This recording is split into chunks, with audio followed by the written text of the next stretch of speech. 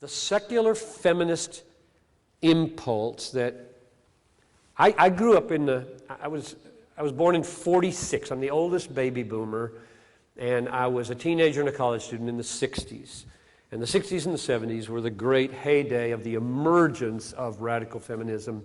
And it has waned and been chastened in our day, but hasn't by any means gone away, as you'll see from some current illustrations.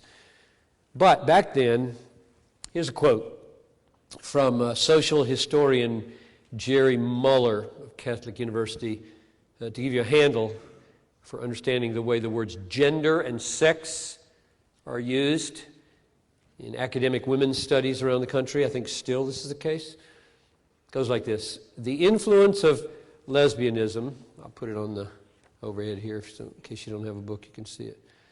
The influence of lesbianism is perhaps the prime reason for an increasing focus on, quote, gender, defined as the social and cultural construct of sexual identity.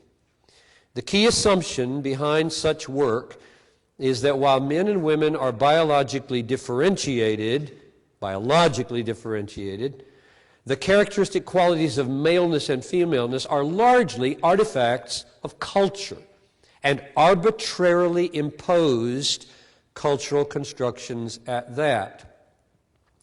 The emphasis on the relative importance of gender, that word in particular, as opposed to sex, then, is intended to challenge the assumption that differences between men and women are either natural or immutable. So there was a while where this course was called gender complementarity. I don't know how that happened.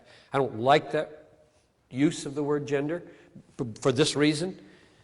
Gender is a grammatical term referring to he and she, and what gender does this pronoun have, masculine or feminine?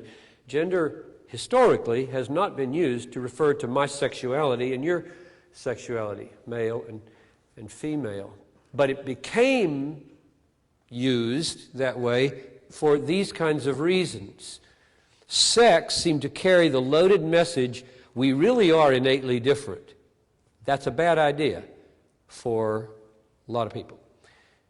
So gender didn't carry that, because gender is arbitrarily imposed cultural construction. So you got to decide whether you want to use the word gender that way and join the chorus of those who might feel that way, or whether you want to use the more loaded word sex. So, conclusion from that quote. In other words, in contemporary feminist usage, gender refers to what we are by social conditioning, and sex refers to what we are by nature, and the shift in focus from sex to gender more and more assumes that maleness and femaleness at the root level of personhood are negligible realities.